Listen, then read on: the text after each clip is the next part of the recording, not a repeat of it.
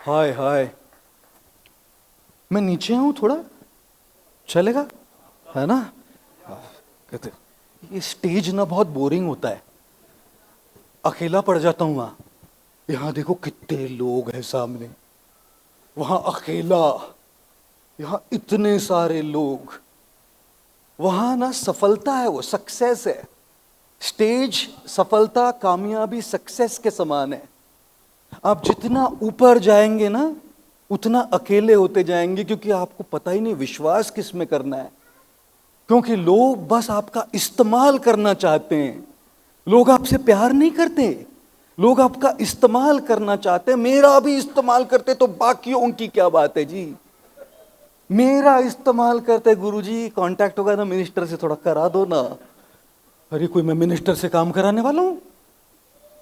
इस्तेमाल करना ये दुनिया की रीत हो गई है। और जितने ऊपर हो जितना उतना ज्यादा इस्तेमाल, इसलिए अकेले पड़ जाते हैं वहां। 30 साल से बोल रहा हूं, कोई एक लुक्खा सेल्फी लेके ले लेने के लिए नहीं आया मेरे पास। 30 साल से बोल रहा हूं, कोई फोटो खिंचाने नहीं आया, सेल्फी नहीं खिंचाने आया, और अचानक आज सब लोग आने लग गए। लड़कियां तो ज्यादा ही, गुरुजी एक सेल्फी प्लीज। और क्यों न मांगे, क्यों न मांगे? कुछ बोला है, उनके दिल को छू गया, कुछ जीवन में परिवर्तन है, इसलिए तो फोटो खिंचा रहे। नहीं तो मेरे दिखावे में क्या है जी? मेरे हाँ, थैंक यू मैडम। देखो कौन बोला, कोई पुरुष नहीं बोला। सॉरी जी। देखिए कौन मचा रहा है आजकल। और इसीलिए देखिए ना, 20 साल कोई नहीं आया, आज सब आ रहे हैं। मेरे साथ थोड़े ही ना फोटो खिंचा रहे हैं दोस्तों, मेरे बदले हुए वक्त के साथ फोटो खिंचा रहे हैं, है ना? आज का ये वक्त अच्छा चल रहा है, लोग है। कल का वक्त बिगड़ गया और ये पॉपुलैरिटी फेम खत्म हो गई। अमर उजाला बुलाएगा सर? सवाल आपसे, सीधा सवाल हिमांशु जी। बुलाएंगे, देखेंगे। Thank you Himanshu. इसलिए मैं कई बार कहता हूं, जिनके ना आते थे जवाब, जिनके ना आते थे जवाब, उनके सलाम आने लगे। जिनके ना आते थे जवाब, उनके सलाम आने लगे। मेरा वक्त क्या बदला, मेरे नीम के पेड़ पे आम आने लगे। भाई साहब देखिए क्या वक्त बदल गया जी। सब वक्त वक्त का खेल है बस। है कि नहीं? हाय, क्या बताएं आपको दोस्तों। एक बात तो मैं समझ गया, वो अकेलेपन की जगह है। और जिंदगी में अकेला जीना सही नहीं। जिंदगी का लुत्फ, खुशी, आनंद तो तभी मिलता है जब साथ में कोई हो। अकेले क्या करोगे? सब कुछ हो गया और अकेले क्या करोगे? इसलिए हमारे रिश्ते कितने मायने रखते हैं नहीं अपनी लाइफ में। अपने माँ बाप के साथ का रिश्ता, अपने पति पत्नी, बॉयफ्रेंड गर्लफ्रेंड, भाई बहन, मित्र में सहेली के साथ का रिश्ता। क्योंकि अकेले सब कुछ है, पड़ जाओगे भूत जैसे अकेले वहां। भूत जैसे अकेले, जिसको पता ही नहीं किस में विश्वास करूं। क्योंकि हर एक इंसान बस आपके बाल खींचकर आपका इस्तेमाल करने पर तुला है। सर कह रहे इसलिए अपने बाल ही नहीं रखे। क्या कमेंट मारा सर आपने, जोरदार तालियां सर के लिए। इसलिए तो बाल निकाल दिए। देहरादून का ऑडियंस मस्त है एकदम।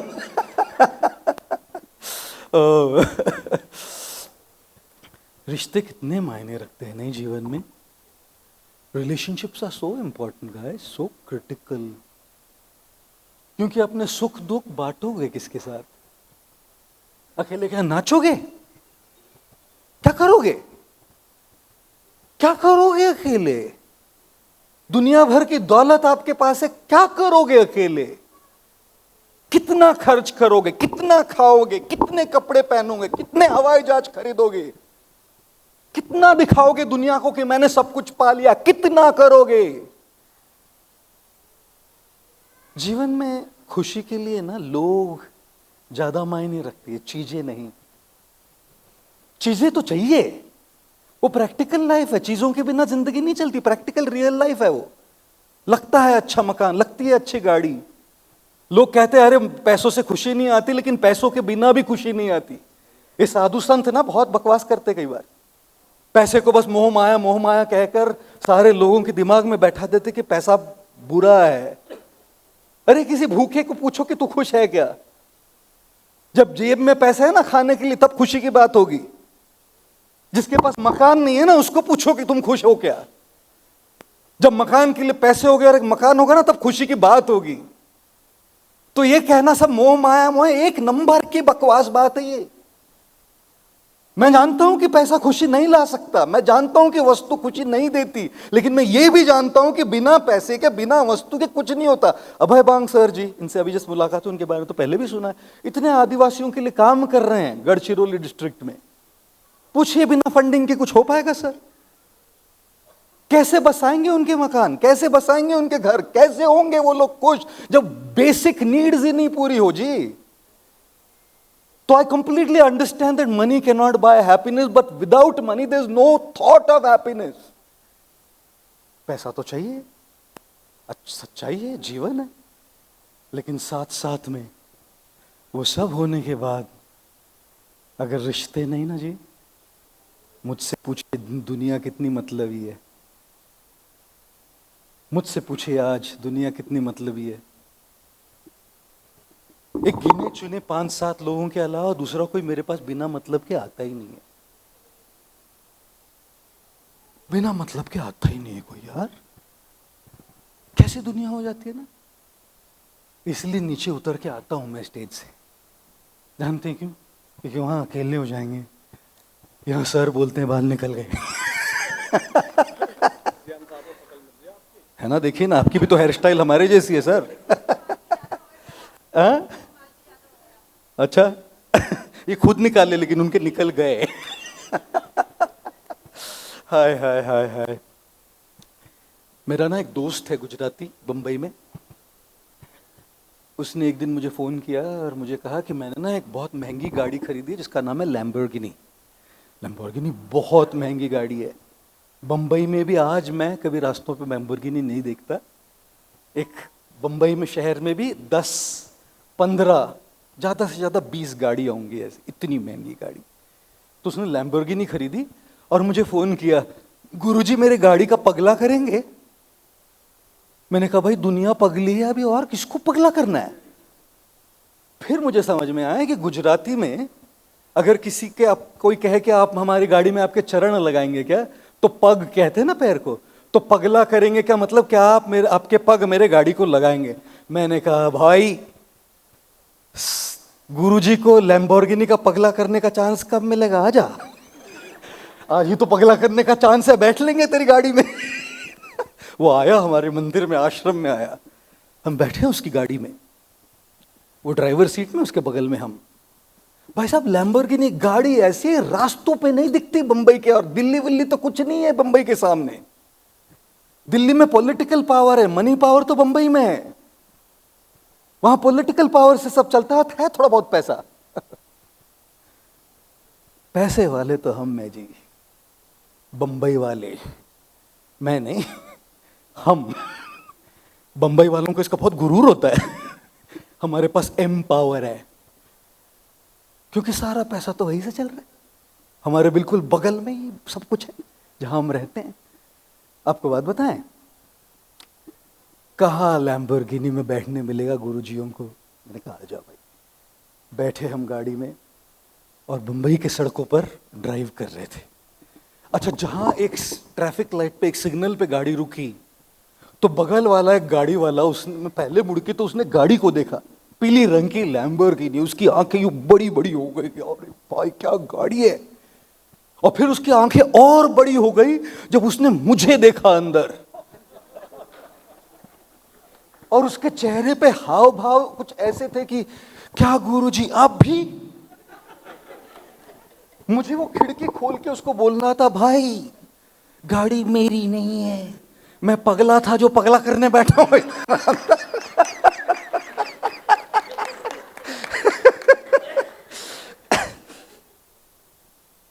अच्छा, उसने कहा था कि हम 15 मिनट के ड्राइव करें। पगले वाली ड्राइव तो 15 मिनट की रहती है। पगले वाली ड्राइव कितनी होती है? 15। अपनी तो गाड़ी है नहीं, पगला लगा दिया, उतरो गुरुजी, हो गया। ये पगले वाली 15 मिनट की ड्राइव बोला था, 15 मिनट के 30 मिनट हो गए, 35-40 मिनट हो गए, और मेरे आश्रम में एक मीटिंग थी। तो मैंने बस उससे कहा कि लौट के चले। भाई साहब, मैंने कोई गुनाह किया? आप बताएं।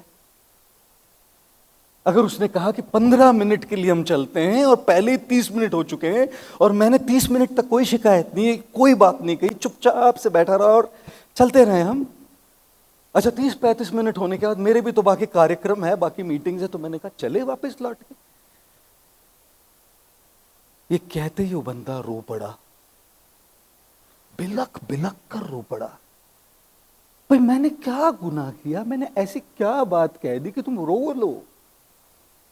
किस बात पे रो रहे हो भाई? और मुझे तो एक बात समझ में नहीं आया कि इतना पैसा है, इतनी शानो शौकत है, और आज लैम्बोर्गिनी लेकर पहला दिन वो गाड़ी का पोजीशन मिला रहे हो, चला रहे हो, रो किस बात पर रहे हो? तो आगे जाके हमने थोड़ी गाड़ी कहीं पार्क करा दी, और पार्क कराने पर मैंने उसको, मेरे पास ना हमेशा मेरे बैग में टिश्यू, पानी की छोटी बोतल होती, कौन कब रो पड़ेगा पता नहीं रहता है। आजकल ना कौन रो पड़ेगा कोई अंदाज नहीं, इसको साधु का टूल किट कहते हैं।